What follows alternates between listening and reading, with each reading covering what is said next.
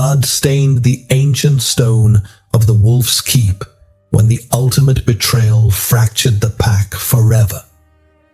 "You will never be my queen," Conrad sneered, his golden eyes filled with revulsion as he stared at the woman fated to rule by his side. He thought his decree was absolute, a king's word breaking a divine bond. But the heavens had other plans, and the moon goddess does not forgive those who defy her sacred, ancient thread. Snow fell in heavy, silent drifts over the jagged battlements of Ironhold Castle, the ancestral seat of the Ashdown pack. Inside the great hall, the air was thick with the scent of roasted venison, pine needles, and the musky, pheromone-laced tension of 1,000 gathered werewolves. Tonight was the winter solstice, the most sacred night of the medieval werewolf calendar. It was the night the Alpha King, Conrad Ashdown, was to formally accept his fated mate, elevating her to the title of queen and cementing the pack's spiritual harmony for the next century. Rosalind Fletcher stood in the antechamber, her hands trembling as she smoothed the rough linen of her ceremonial gown. She was a healer, a commoner from the lower village, born to a lineage of pack doctors. She possessed no noble blood, no grand dowry, and no fierce warrior reputation. Yet 3 nights ago, during the celestial alignment, the undeniable scent of rain-washed cedar and dark honey had drawn the Alpha King to her. The mating bond had snapped into place, a cosmic decree that shocked the entire court. The goddess had chosen a lowly healer to sit upon the wolf-boned throne. "You look pale, child," whispered an older woman, Martha, who pinned a simple sprig of winterberry to Rosalind's cloak. "Stand tall. The goddess chose you. Do not let the lords and ladies of this court make you feel small." Rosalind offered a weak, terrified smile. "They look at me as if I am a disease, Martha. Even Conrad. Since the moment the bond aligned, his eyes have held nothing but cold fury." "He is a king," Martha replied firmly. "He is used to making his own choices. The bond takes time to settle in a stubborn man's heart. Now go. The horns are sounding." The heavy oak doors groaned open. The great hall fell into a suffocating silence as Rosalind stepped onto the ancient runner, woven with the history of the Ashdown pack. Thousands of eyes tracked her every movement. She could hear the whispers, the barely concealed scoffs from the high-born families who wore velvet and fox fur. She kept her chin high, her heart hammering a frantic rhythm against her ribs. At the far end of the hall sat Conrad Ashdown. He was a terrifyingly handsome man, carved from the harsh northern winters. His broad shoulders were draped in a massive dire wolf pelt, and his jaw was locked in a rigid line of barely contained violence. His amber eyes tracked Rosalind's approach, but there was no warmth in them, no possessive pull that a fated mate should feel. Instead, there was calculation, disgust. Beside the dais stood Maeve Kensington, the daughter of the wealthiest lord in the Northern Territories. Maeve was stunning, draped in crimson silk, her lips curled into a predatory smirk. It was an open secret that Conrad had intended to take Maeve as his chosen mate to secure the Kensington army Rosalind's existence as his true mate was an inconvenient wedge driven straight into his political ambitions. Rosalind reached the base of the dais and knelt, bowing her head, presenting her neck in the traditional sign of submission to her alpha and mate. The silence stretched, agonizing and heavy. She waited for his command to rise. She waited for the ceremonial bite that would seal their souls.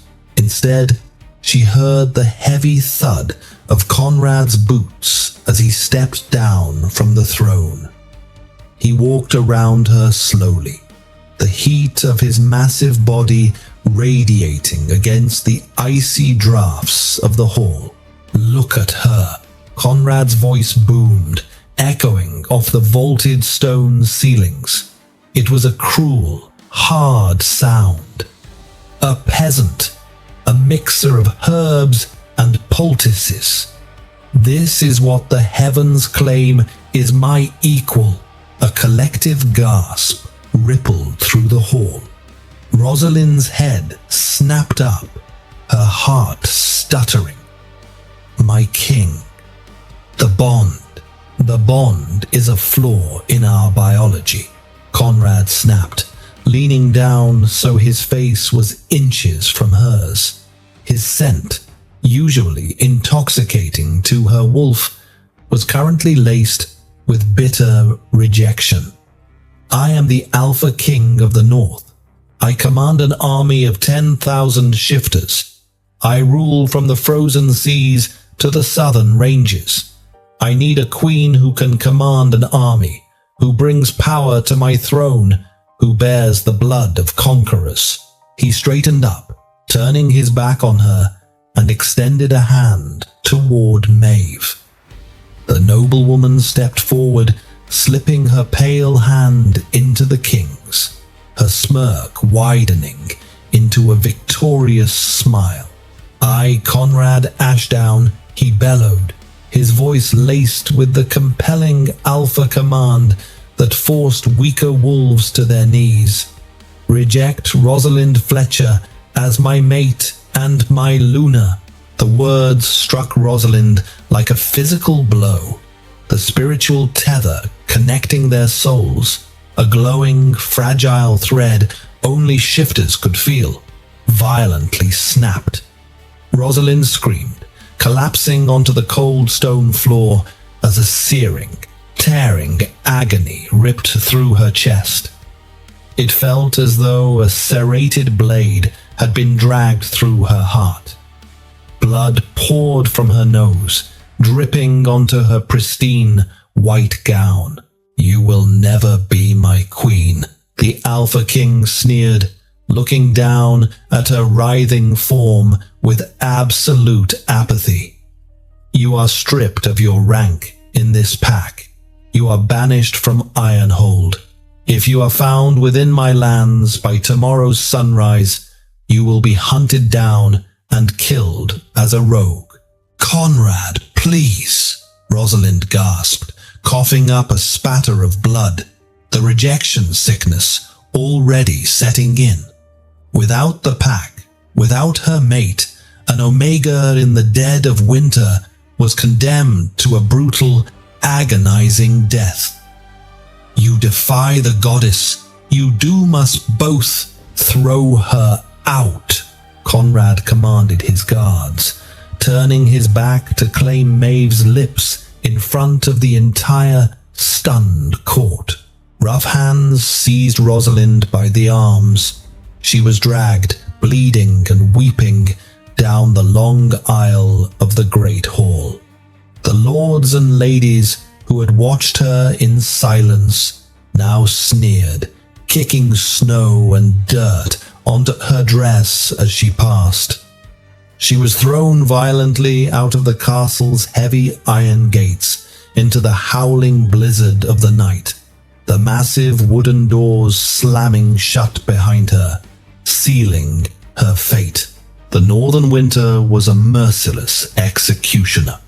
Rosalind dragged her freezing body through snowdrifts that reached her waist, the wind howling like a choir of banshees through the dense, skeletal pines of the whispering woods.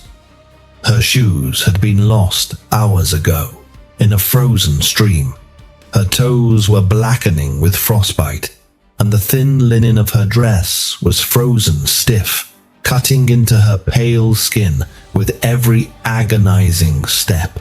Worse than the cold was the spiritual rotting inside her chest.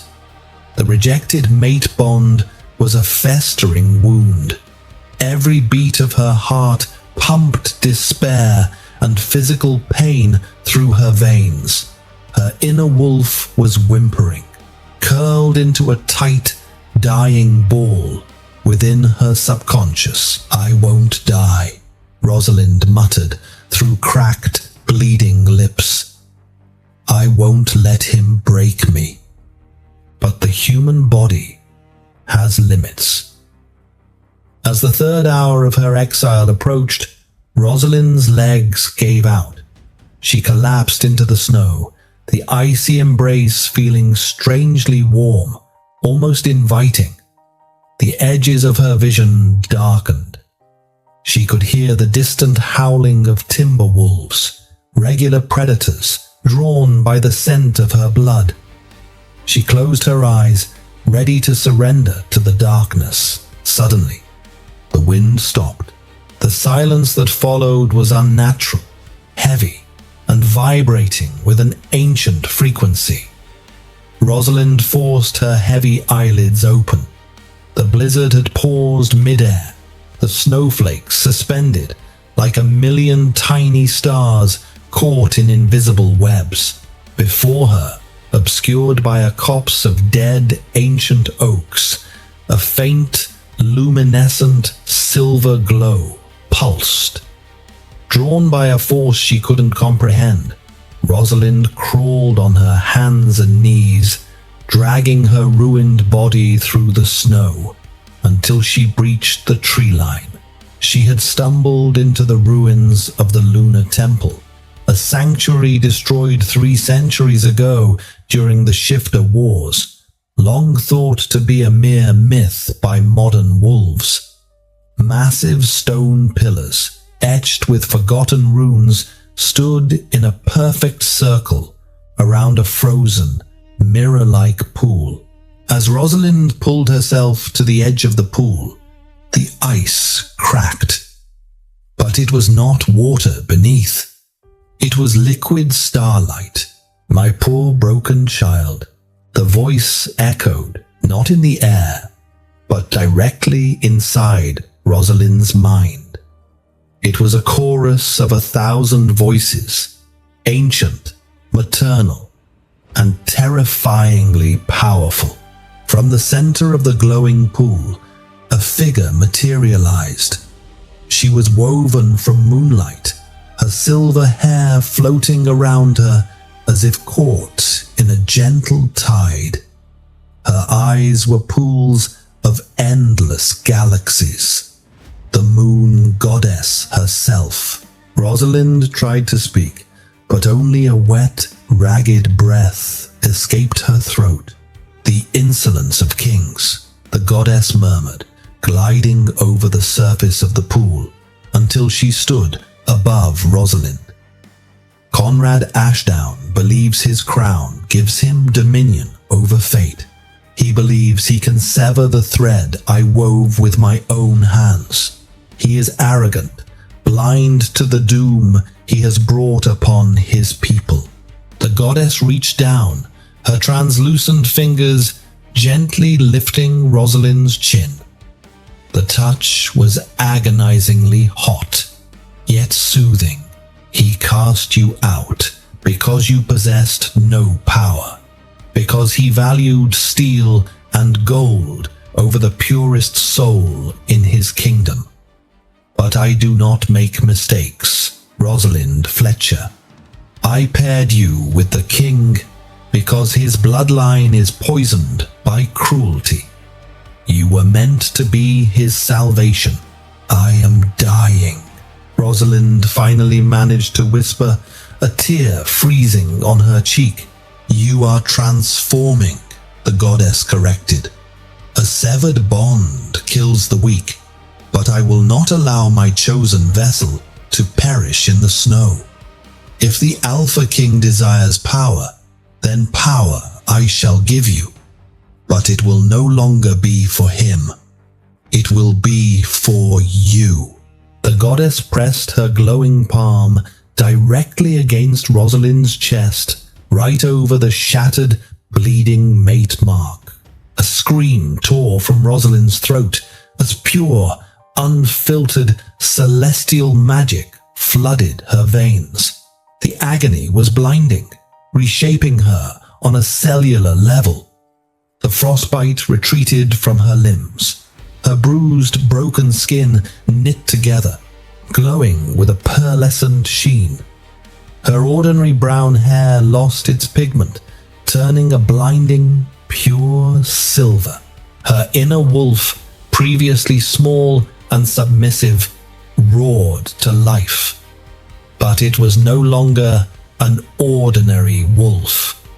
The beast within her expanded, infused with divine fury, its fur shifting to a blinding white, its eyes burning with ethereal silver flames. "Rise, Rosalind," the goddess commanded, her voice ringing like a massive bell. "Rise as my emissary. You are no longer a healer of the pack. You are the Alpha of the wilds, the Luna of the lost. Let the King of the North witness the wrath of the heavens he defied." The light exploded, blinding the forest.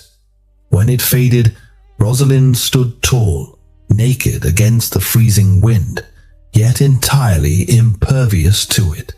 She looked down at her hands. Power thrummed beneath her skin. The broken mate mark on her collarbone was gone, replaced by a glowing, intricate silver crescent moon. She was no longer Rosalind the Rejected. She was something the medieval shifter world had not seen in a millennia. 2 months had passed since the winter solstice, and a creeping, insidious darkness had settled over Ironhold Castle. Conrad sat heavily upon the wolf-boned throne, resting his chin on his fist. His amber eyes, usually sharp and commanding, were shadowed with dark, exhausted bags. A dull, constant ache throbbed behind his temples. Things were falling apart. It started subtly. The very morning after he had banished Rosalind and claimed Maeve as his mate, the castle's ancient hearths refused to burn hot. Then the meat in the larder spoiled 3 days early. But now, the consequences of breaking a divine decree were manifesting in terrifying ways. The pack's magic, directly tied to the harmony of the Alpha and Luna, was fracturing. Shifters in the outer villages were losing the ability to shift back into human form, trapped in agonizing half-states. The pregnant Omegas were suffering unprecedented miscarriages, and the winter, which usually broke by late February, had only intensified, burying the northern territories beneath impenetrable ice. "My king," spoke Sullivan, Conrad's most trusted beta and military commander. Sullivan was a massive, scarred warrior, but even he looked uneasy. He stood at the base of the dais, holding a rolled parchment. Another report from the eastern ridge. The timber wolves have grown unnaturally bold. They attacked a shifter patrol yesterday. 3 of our men are dead. Regular wolves killing shifters, Maeve scoffed from her seat beside Conrad. She wore a heavy crown of diamonds and silver, lounging lazily in her velvet chair. Preposterous, Your men are simply weak, Sullivan. Perhaps my father's soldiers should take over border patrol. Sullivan cast a dark, contemptuous glare at Maeve. In 2 months, she had proven to be a disastrous Luna. She cared only for the court's fashion, her family's wealth, and throwing lavish banquets while the lower villagers starved. She possessed no maternal instinct for the pack, and more importantly, despite nightly efforts, she had not conceived an heir. With respect, Lady Maeve, Sullivan growled, emphasizing her title rather than calling her queen. This is not a matter of weak men. The spiritual barrier of our territory is failing. The scent of our pack is turning sour. The rogues and wild beasts can smell our vulnerability. Conrad rubbed his temples, his beast growling restlessly beneath his skin. Enough. What else, Sullivan? Sullivan hesitated, looking around the great hall to ensure the courtiers were out of earshot. He stepped closer. There are rumors, sire, from the trappers returning from the Whispering Woods. They speak of a white wolf. Conrad's eyes snapped up. A white wolf? Massive, Sullivan whispered. Larger than any alpha. It radiates a silver light in the dark. The trappers claim that where it walks, the dead soil blooms with winter roses. And, sire, they say the rogue shifters we banished over the years are flocking to it. They are forming a pack in the wilds, a pack with no scent, no borders, and seemingly no weakness. Conrad's heart skipped a strange, painful beat. A phantom ache shot through his chest, precisely where his mate mark should have been. For a fleeting second, the scent of rain-washed cedar and dark honey drifted through his memory, suffocating him with an inexplicable wave of guilt and longing. No, he told himself fiercely. She died in the snow. No Omega survives a winter banishment. Superstition. Maeve waved a dismissive hand. Peasants telling ghost stories around the fire because they have nothing better to do. If there are rogues gathering, send an army to crush them. Do not trouble the king with fairy tales, Beta. Sullivan ignored her entirely, his eyes locked on his alpha. Sire, the elders are whispering. They say the goddess is punishing us. They say the rot in our lands is the price of the severed bond. Silence! Conrad roared, surging to his feet. The sheer force of his alpha aura slammed into the room, cracking the stone beneath his boots. Sullivan dropped to one knee instantly, submitting to the overwhelming pressure, while Maeve gasped, clutching her chest as the heavy air choked her. I am the king, Conrad snarled, his fangs extending over his bottom lip. I govern the fate of this pack, not some invisible deity, and certainly not a dead peasant girl. There is no curse. There is only a harsh winter.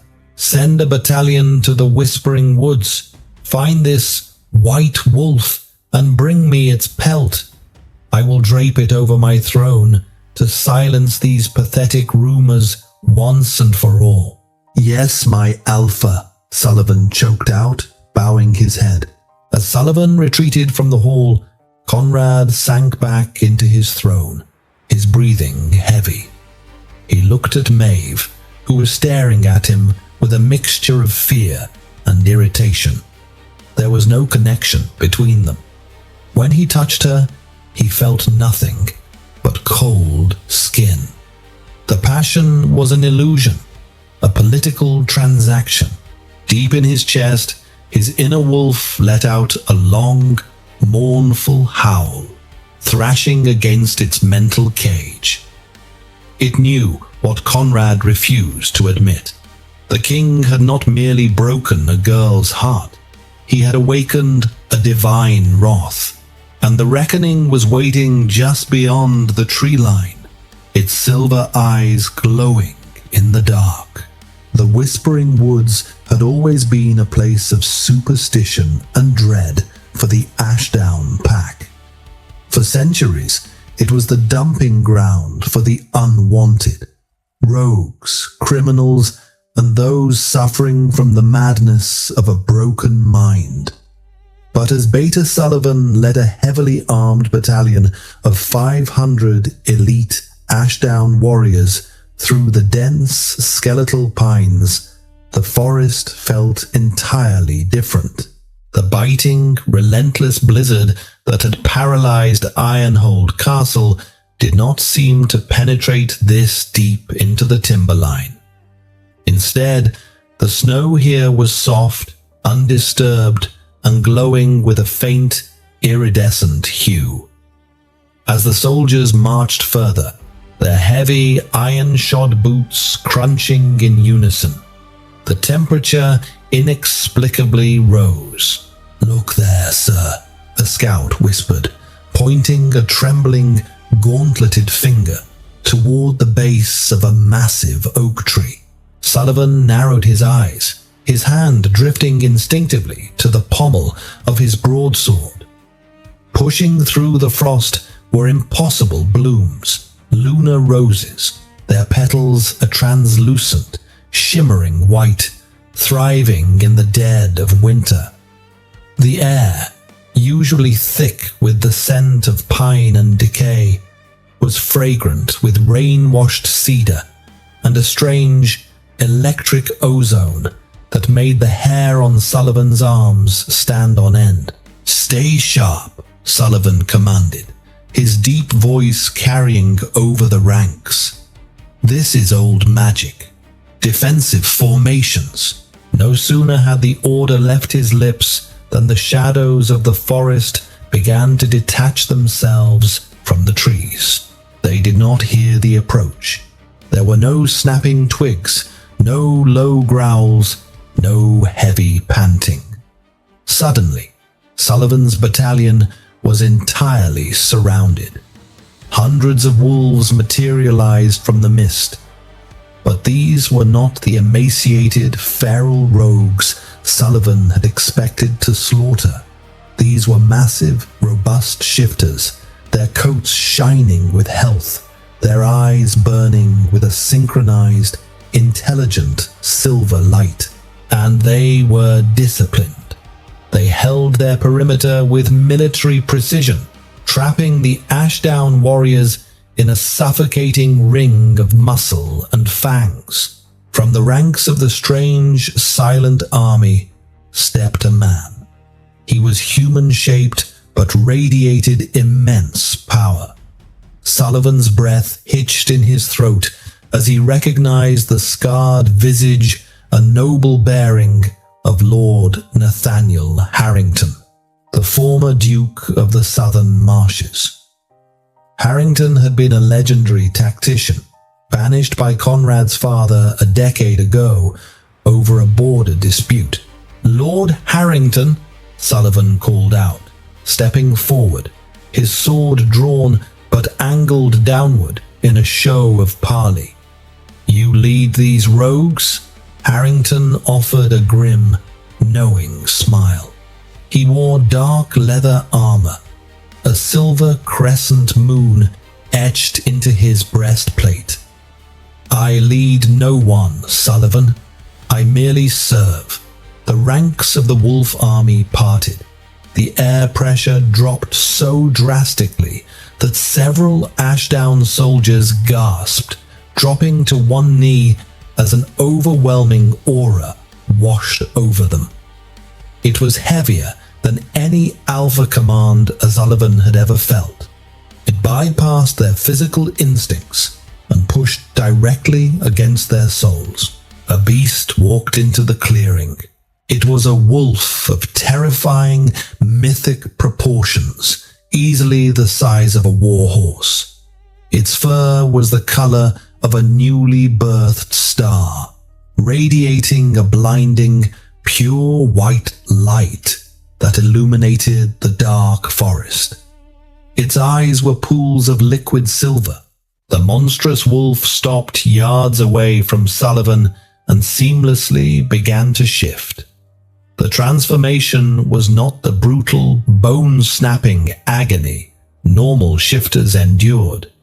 It was fluid, like water turning to ice, wrapping the figure in a column of blinding light. When the light faded, Sullivan dropped his sword. It clattered against the frozen earth. Standing before him, flanked by Harrington and the giant wolves, was Rosalind Fletcher, the commoner, the rejected healer. But she was unrecognizable. Her once plain brown hair was a cascading river of silver, catching the wind though the air was still. She wore a gown woven from what looked like spun starlight and shadow, ancient protective runes glowing faintly along her collarbone. She did not look like a peasant. She looked like a deity of war and vengeance. "Rosalind," Sullivan choked out, falling to his knees as his inner wolf whimpered in absolute reverence. Behind him, all 500 elite soldiers of the Ashdown Pack collapsed to their knees, their bodies forced into submission by the sheer, divine gravity of her presence. "That is no longer her title, Beta Sullivan," Lord Harrington reprimanded sharply. "You address the emissary of the moon, the Luna of the Wilds." Rosalind raised a pale hand, silencing Harrington. She stepped forward, her bare feet touching the snow, yet leaving no footprint. "I remember you, Sullivan," Rosalind spoke, her voice echoing with a dual, overlapping resonance that vibrated in the soldiers' chests. "You were the only one who looked away in the great hall when the king cast me out to die. You felt shame. That sliver of honor is why your battalion breathes right now.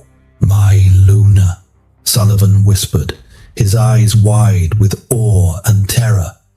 "The king, he believed you dead. The pack is rotting. The magic is failing. The pack rots because the head is severed from the divine," Rosalind replied coldly, her silver eyes piercing through him. "Conrad Ashdown broke a sacred law. He traded the soul of his pack for a crown of dirt and a mate of poison. The goddess has reclaimed this forest.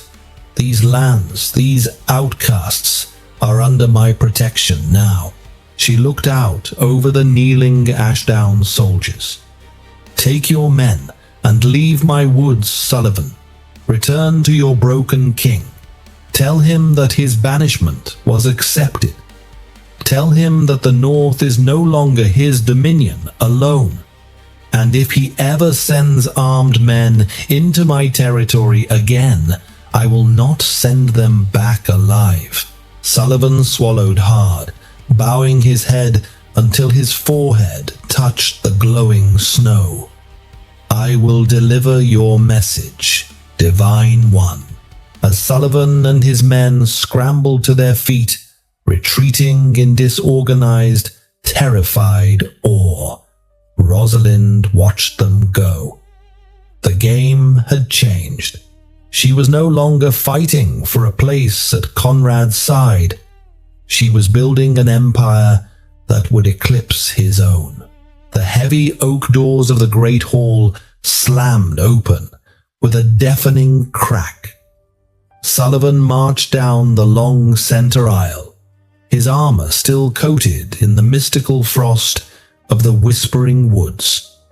The nightly banquet, a lavish and tasteless affair orchestrated by Maeve to ignore the starvation outside the castle walls, ground to a halt. The musicians ceased playing. The lords and ladies stared in shocked silence. Conrad sat heavily on his wolf-bone throne, a golden goblet of wine halfway to his lips. He looked worse than he had a week ago. The dark circles under his eyes had deepened into bruises, and a fine tremor shook his hands. The rot was eating away at his alpha strength. Without the goddess's blessing, his internal magic was cannibalizing his own vitality. "Sullivan," Conrad rasped, his voice raw.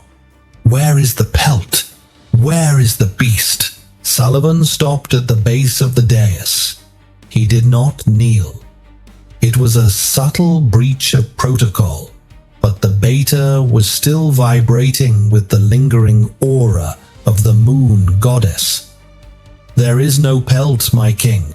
The battalion was overwhelmed.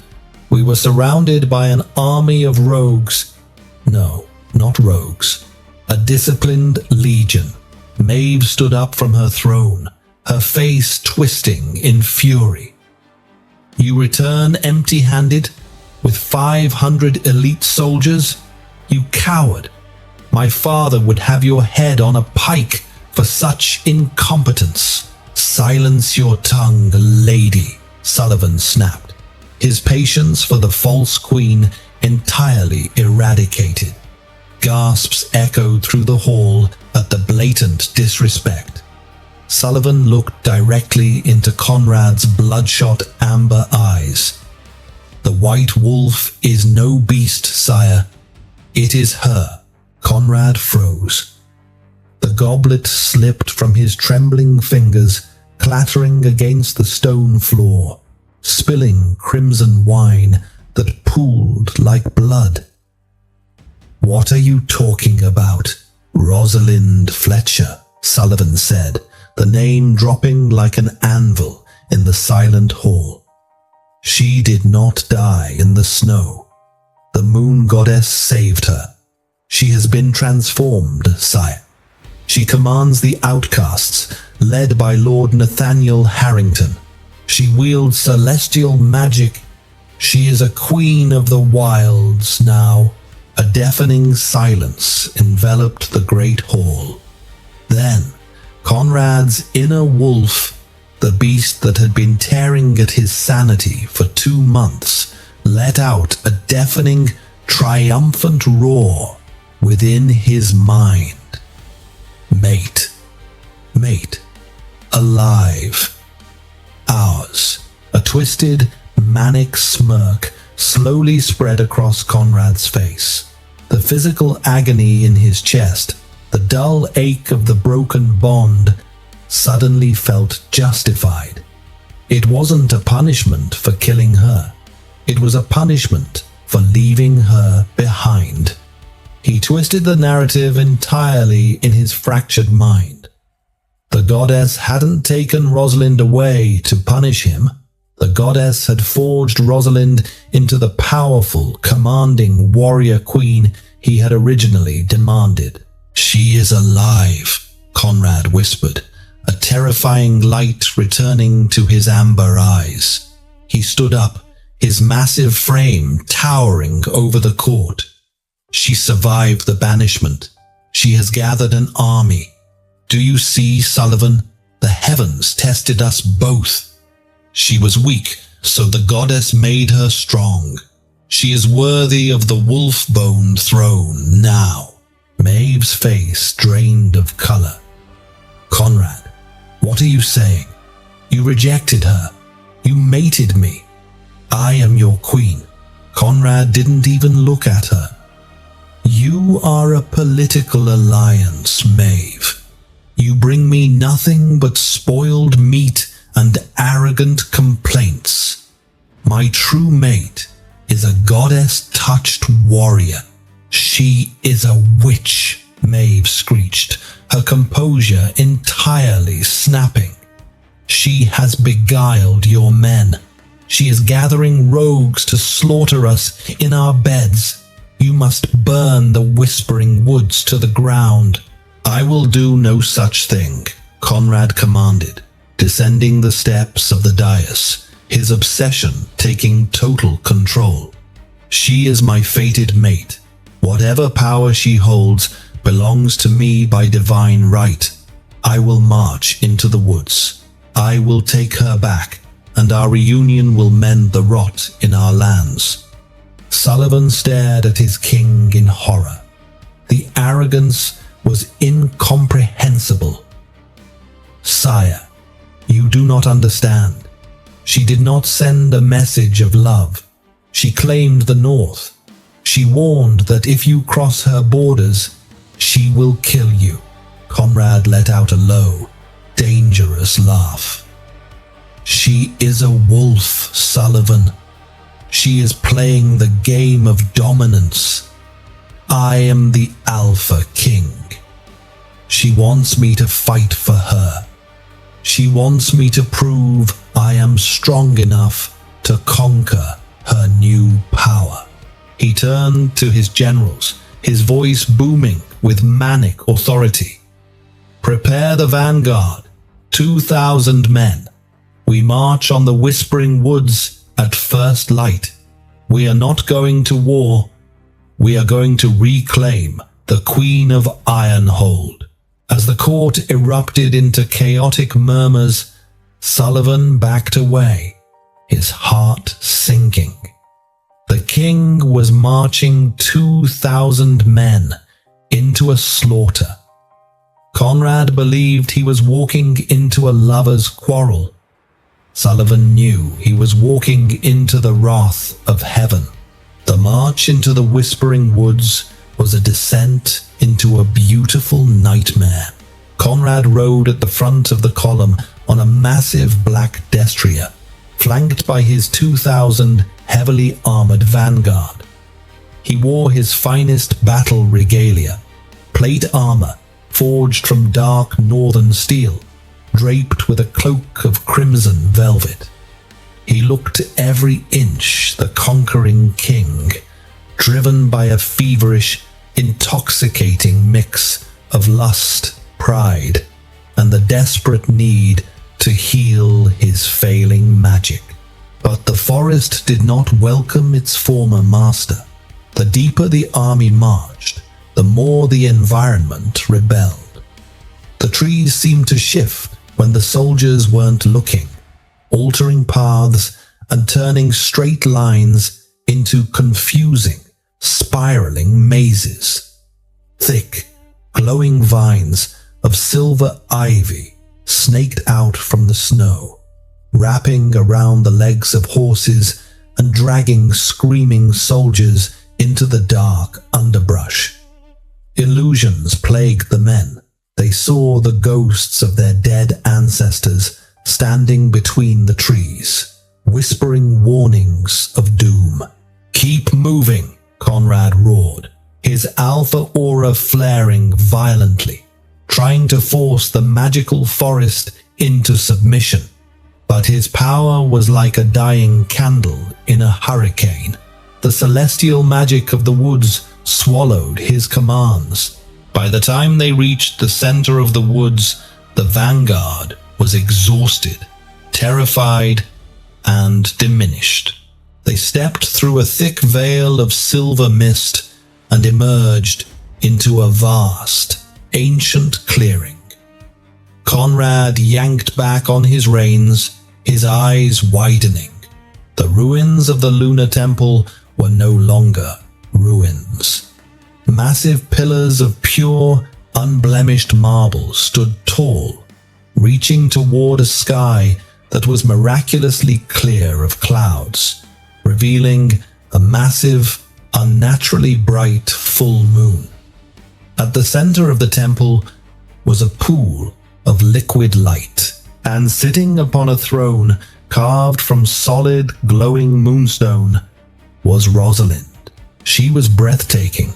The mortal girl he remembered was entirely gone, replaced by an ethereal sovereign.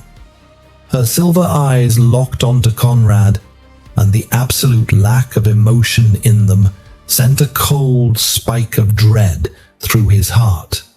Flanking her throne were dozens of massive, glowing wolves, their teeth bared in silent warning. Standing on her right was Lord Nathaniel Harrington, his hand resting casually on the hilt of his sword. Conrad dismounted, ignoring the uneasy murmurs of his men. He puffed out his chest, projecting every ounce of his royal authority, and walked toward the edge of the temple steps. "Rosalind," Conrad spoke, his voice deep, laced with a coercive, hypnotic alpha tone designed to force Omegas to heel. "You have played your game beautifully. You have proven your strength. You survived the trial I set for you. Now it is time to end this rebellion. Come down from there, return to my side, and I will formally crown you Queen of the North." For a long moment, the clearing was dead silent. Then Rosalind laughed. It was a melodic, terrifying sound that echoed from the marble pillars and vibrated in the bones of every Ashdown soldier. It was the laugh of a god looking at an ant. A trial. Rosalind's voice swept over the clearing, magnified by the magic of the pool. "You threw me into a blizzard to freeze to death so you could bed a wealthy nobleman's daughter. Do not dress your cowardice in the robes of strategy, Conrad. It is pathetic." Conrad's jaw clenched, his pride stinging. "You are my mate. The bond is eternal. I command you to submit." He unleashed the full, violent weight of his alpha command, a psychic shockwave meant to force her to her knees. It rippled through the air, hitting the temple steps, and shattered against an invisible wall of silver light, like glass breaking against a mountain. Rosalind did not even blink. "Your commands hold no power here," Rosalind said, leaning forward. "You broke the bond, Conrad. You severed the thread, and in doing so, you voided your right to rule the North. The goddess has weighed your soul and found it rotten." "I am the king," Conrad snarled, drawing his broadsword, the dark steel glinting in the moonlight. "I rule these lands by blood and right. You think a few parlor tricks and an army of outcasts can usurp me? I will slaughter every rogue here and drag you back to my bed by your silver hair." "Blood and right," Rosalind mocked gently. "Let us talk of blood then. Let us talk of the queen you chose over me." She raised her hand, and the liquid starlight in the pool rippled, projecting a massive, ethereal image into the air above the temple. It was a memory, sharp and undeniable. The image showed Maeve Kensington shrouded in a dark cloak, standing in a damp cellar. She was handing a heavy sack of gold to an old, hunched woman, surrounded by jars of rotting roots and dark sigils. "The potion is brewed, Lady Maeve," the crone in the vision cackled. "It will mask your true scent. It will suppress the king's beast just enough to make him believe the fated bond with the peasant is a mistake. But the dark magic will sour the land." "I do not care about the land," Maeve's voice hissed in the vision. "I want the crown. Let the peasants rot." The vision vanished. The 2,000 Ashdown soldiers behind Conrad began to murmur in outrage, treason, dark magic. The very things that had caused the sickness in their villages were brought upon them by their own false queen. Conrad staggered back, his mind reeling. Maeve had poisoned his perception. The disgust he had felt for Rosalind on the night of the solstice. It was a witch's curse. She tricked me, Conrad whispered, looking up at Rosalind, a desperate, pathetic hope flaring in his eyes. Rosalind, don't you see? I was under a spell. It wasn't me. The rejection wasn't real. We can fix this. He dropped his sword and ran toward the temple steps, reaching out his hand toward her. My Luna, please. But as his boot touched the first marble step of the Lunar Temple, a colossal force erupted from the Moonstone. A shockwave of pure celestial energy slammed into Conrad's chest. He was thrown backward through the air like a rag doll, crashing brutally into the frozen earth 20 feet away. The sickening crack of his ribs breaking echoed loudly in the silent forest. Conrad coughed up a mouthful of dark blood, gasping for air as he tried to push himself up from the snow. Rosalind stood from her throne. She descended the stairs, her presence so overwhelmingly majestic that Conrad's own soldiers dropped their weapons and fell to their knees in reverence to her, abandoning their king. She walked until she stood over his broken, bleeding body. You were poisoned. Yes, Rosalind looked down at him, her voice devoid of any pity. But the poison only amplified what was already in your heart, Conrad. Arrogance, cruelty, greed. A true alpha would have fought a curse to protect his mate. You embraced it because it gave you an excuse to chase power. Please, Conrad begged, reaching a bloody, trembling hand toward the hem of her glowing gown. The pain in his chest was excruciating, the final vestiges of his inner wolf dying in the face of absolute rejection. I am your alpha. Rosalind stepped back, her silver eyes glowing with the wrath of the heavens. You will never be my king, Rosalind sneered, turning her back on him as the moon goddess herself had intervened to ensure. Lord Harrington, disarm the vanguard. If they swear fealty to the goddess, they may stay in the wilds. If they refuse, send them back to the rotting stone of Ironhold. As for the fallen king, toss him across the border. Let him watch his kingdom crumble from the outside. The journey back to Ironhold Castle took Conrad 4 agonizing days. He was not a king returning in triumph. He was a broken, solitary figure, dragging a shattered body through an unforgiving blizzard. The 2,000 men of his vanguard had remained in the Whispering Woods, swearing fealty to the woman he had discarded. They had stripped him of his royal armor, leaving him in a simple woolen tunic and breeches, a final insult orchestrated by Lord Nathaniel Harrington. With his ribs broken and his inner beast muted by the oppressive weight of the goddess's rejection, Conrad was forced to travel as a mere mortal. The brutal cold gnawed at his extremities. Without his alpha healing, his skin blistered with frostbite, and every breath was a jagged knife in his lungs.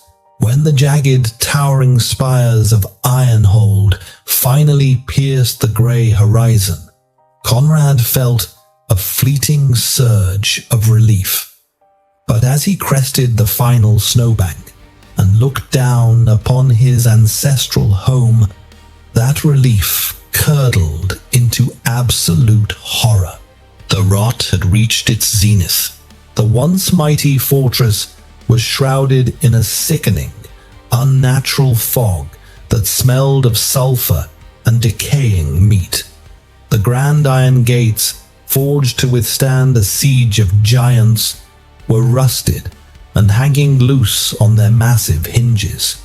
Beyond the walls, the lower village was in total pandemonium.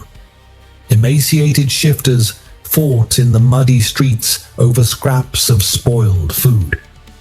The magical barrier that kept the biting cold and wild predators at bay had completely collapsed. "Guards!" Conrad croaked, his voice barely a rasp, as he staggered through the open gates. "Where is the royal guard?" He was met with apathetic, hollow stares from the starving villagers. No one bowed. No one offered their neck in submission.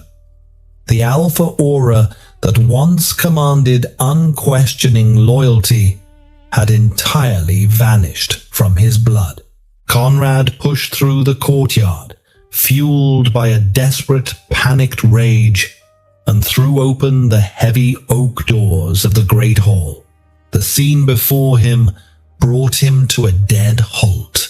The great hall was completely unrecognizable. The tapestries bearing the Ashdown family crest had been torn down and replaced with banners of crimson and gold, the colors of the Kensington family. The hall was filled with strange, heavily armed men. They were not wolves of the north. They were southern mercenaries, reeking of cheap ale and unsavory magic. And sitting upon the wolf-bone throne, wearing a crown of dark iron and rubies, was Maeve. Standing beside her was a figure draped in a rotting black cloak, the crone from Rosalind's vision, her gnarled hands clutching a staff of twisted blackwood. "Well, well," Maeve purred, her voice dripping with cruel amusement as she looked down at the pathetic, shivering man at the door. "The Alpha King returns. Though King seems a rather generous title for a man who looks like a drowned rat." "Maeve," Conrad gasped, clutching his broken ribs. "What is the meaning of this? Where are my soldiers? Who are these men?" "Your soldiers are either dead or defected, according to the ravens we received," Maeve replied smoothly, signaling for two massive mercenaries to flank Conrad. "And these men belong to my father, Lord Kensington. Since you so graciously took your entire vanguard into the woods to chase a ghost, Ironhold was left completely undefended. It was incredibly easy to secure." Conrad's mind spun, the betrayal hitting him harder than the physical blow at the Lunar Temple. You orchestrated this, the poison, the fake mate bond. It was all a coup to steal the North." "Oh, do not play the victim, Conrad," Maeve scoffed, rising from the throne. "You were a willing participant. I merely exploited your grotesque ambition. You wanted a highborn queen to secure your legacy, and I wanted a kingdom. I paid the Blood Witch to cloud your mind, yes, but I did not force you to banish the healer. You did that because your soul is fundamentally arrogant." "I will kill you," Conrad roared. He tried to summon his inner wolf, digging deep into his soul to force a shift. He needed his claws, his fangs, his supernatural strength to rip her throat out. But nothing happened. There was no answering growl in his mind. There was no surge of adrenaline. The hollow void in his chest remained violently empty. The connection to his wolf had been entirely severed by the celestial magic he had defied. Maeve let out a peal of laughter that echoed off the vaulted ceilings. Look at him. He cannot even shift. The great Alpha of the North is nothing but a crippled human. She waved her hand dismissively. Throw him in the deepest cell of the dungeon. Let him rot in the dark while I prepare the southern armies. The Kensington banner will fly over the north forever. Rough hands seized Conrad. He had no strength to fight back. As he was dragged away, kicking and screaming useless threats, he caught a final glimpse of the wolf-bone throne, the seat of power he had sacrificed his true mate to keep, occupied by the very poison that had destroyed his kingdom. Far removed from the decaying stone of Ironhold, the Whispering Woods had transformed into a sanctuary of breathtaking, celestial beauty. The eternal winter had receded within the borders of Rosalind's domain. The snow had melted into crystal-clear streams, and the dead pines had given way to towering, ancient silver-leafed oaks that hummed with magical resonance. The outcasts, rogues, and the 2,000 defected soldiers of the vanguard had worked together with supernatural speed, constructing a sprawling village of stone and luminescent timber around the lunar temple. Rosalind stood on a balcony carved from the living wood of a massive sentinel tree overlooking her growing empire. She wore practical yet elegant riding leathers woven from shadow and moonlight, her silver hair braided back like a warrior's. "My Luna," spoke Lord Nathaniel Harrington, stepping onto the balcony and bowing deeply.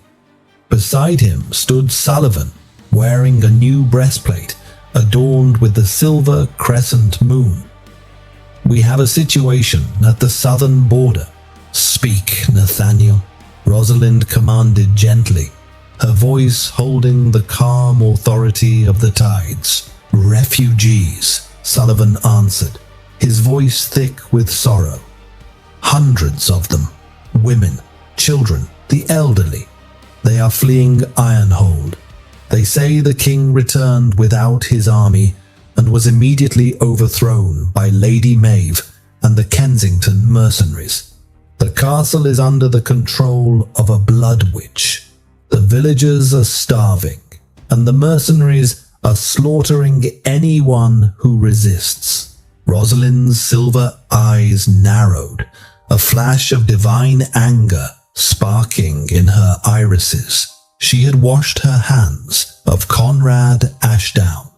She had left him to the fate he had so meticulously crafted for himself. But the innocent people of the North, the pups, the elders, the Omegas, who had no say in their king's foolishness, were suffering under the boot of a tyrant. "Maeve utilizes dark magic," Rosalind murmured, looking up at the sky. Even in the daylight, the faint outline of the moon was visible, a constant reminder of her power.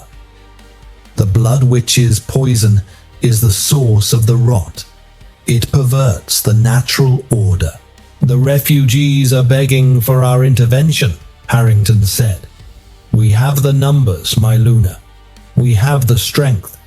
Give the word, and we will march on Ironhold and raze it to the ground." Rosalind turned to face her commanders. "We will not raze it, Nathaniel. We are not conquerors looking for ruins to rule. We are the cleansing tide. we will excise the infection, and we will heal the land." Within the hour, the horns of the wild sounded, a deep, resonant, musical note that vibrated through the earth itself. The army that marched out of the Whispering Woods was a terrifying, beautiful sight. 3,000 warriors, their armor polished to a mirror shine, marched in perfect unison. Flanking them were hundreds of the massive celestial wolves, their white coats glowing against the grey winter landscape. At the head of the column rode Rosalind. She did not ride a horse. She sat astride a colossal, armor-clad direwolf, woven purely from starlight and ancient magic. As they crossed the border out of the woods and into the Ashdown territory, the weather itself reacted to Rosalind's presence. The oppressive, sulphurous blizzard that had choked the lands for months suddenly shattered.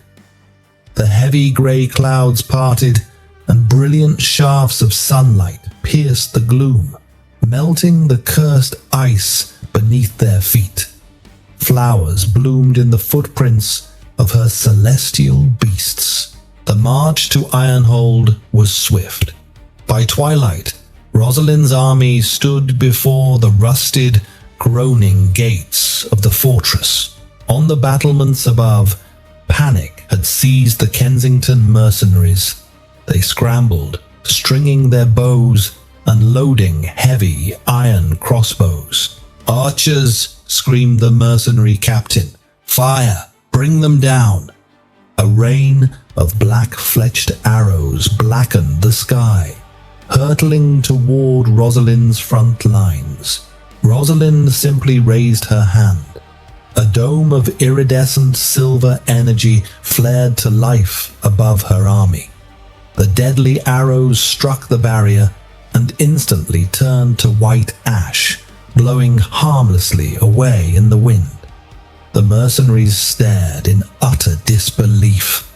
No mortal armor could stop a rain of steel. But they were not fighting mortals. "Sullivan," Rosalind said calmly, lowering her hand. "The gates." Sullivan grinned, a feral display of fangs. He shifted mid-stride, his clothing tearing away as he transformed into a massive, dark-furred wolf. Dozens of other warriors joined him. They did not need battering rams. Empowered by the goddess's blessing, the pack of wolves slammed into the heavy iron gates with the force of a falling mountain. The rusted hinges shrieked, the thick iron buckled, and with a deafening crash, the gates of Ironhold were blown off their moorings, crushing the mercenaries foolish enough to stand behind them. "Take the courtyard!" Harrington roared, drawing his broadsword. "Spare the villagers! Show no mercy to the Kensington banners!" The Celestial army flooded into Ironhold. The battle was incredibly brief and ruthlessly one-sided.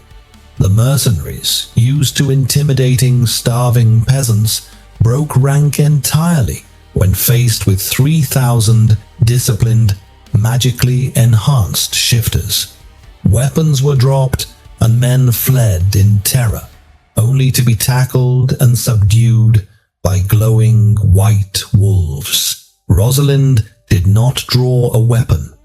She dismounted her celestial mount and walked gracefully through the chaos of the courtyard, her silver eyes fixed on the heavy oak doors of the great hall. The oppressive dark magic radiating from inside made the air hum like a hornet's nest. With a flick of her wrist, the massive doors of the hall blasted inward, splintering into thousands of pieces. Rosalind stepped over the threshold, bringing the light of the moon into the den of shadows. The great hall was illuminated only by the sickly green glow of braziers burning with dark magic. At the far end of the room, Maeve Kensington stood in front of the wolf-bone throne, her face pale with terror. She clutched a jeweled dagger in her hand. Beside her, the hunched blood witch was chanting frantically in a guttural, ancient tongue, weaving a dense, oily cloud of black smoke that snaked toward the ceiling. "Kill her," Maeve shrieked, pointing her dagger at Rosalind. "Curse her! Tear the flesh from her bones!" The crone thrust her blackwood staff forward. The oily smoke coalesced into a massive, spectral serpent made of pure necrosis and shadow.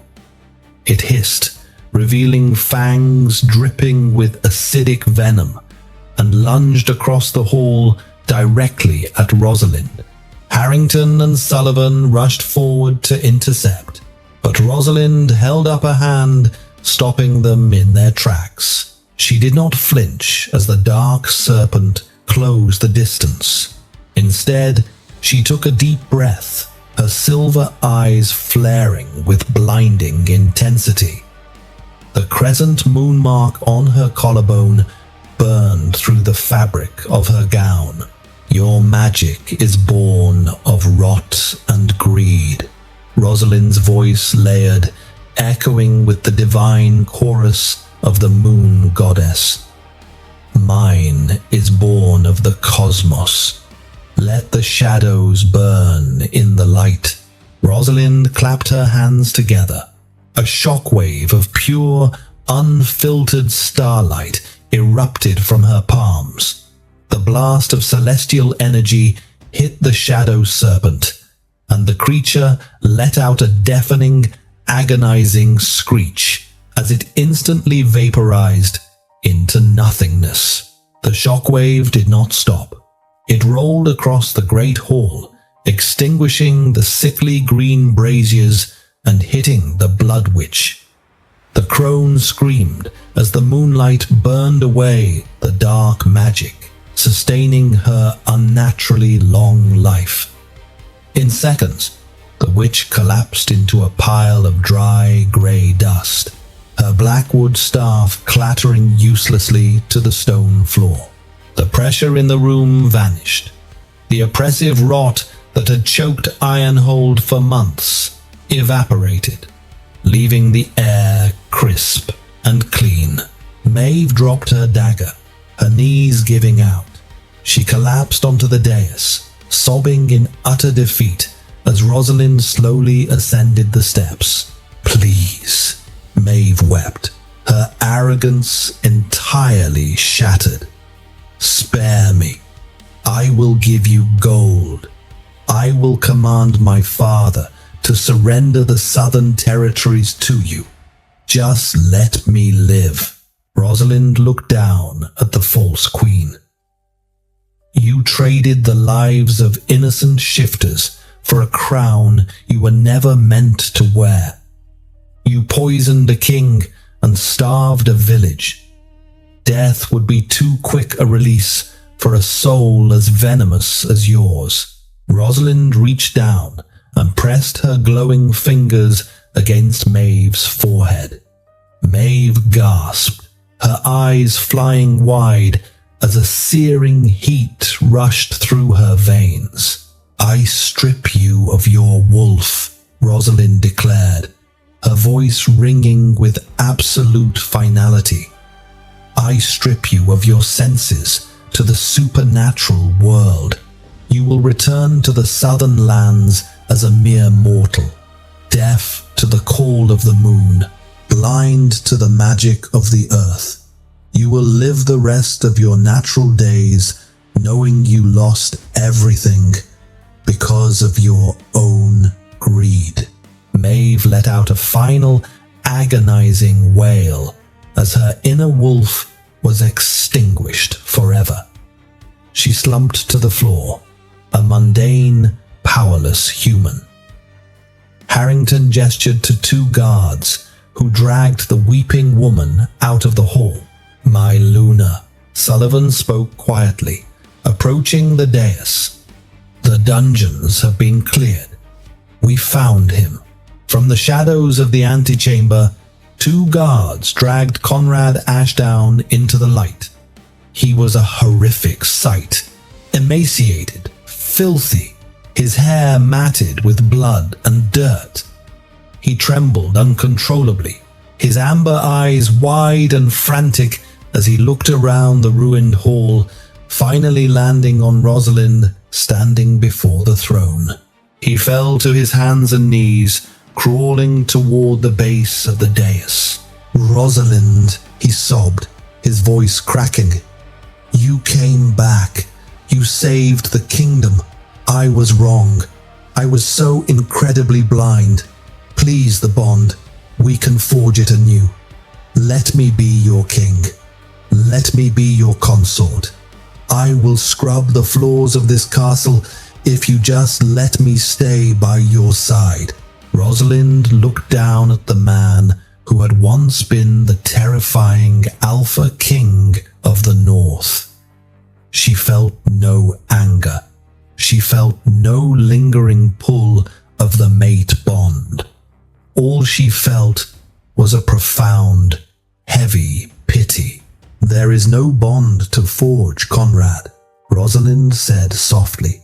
"The goddess severed it to save my life, and I will not weave it back together for a man who only values me when I hold the sword." Conrad openly wept, burying his face in his dirty hands. "What am I supposed to do? I have no wolf. I have no army. I am nothing. You are exactly what you made yourself," Rosalind replied. "I banish you from Ironhold. You will be escorted to the furthest, coldest fishing village on the northern coast. You will live out your days as a human, working the nets, repairing the docks. You will live among the very peasants you once sneered at, and you will learn the humility you so desperately lack."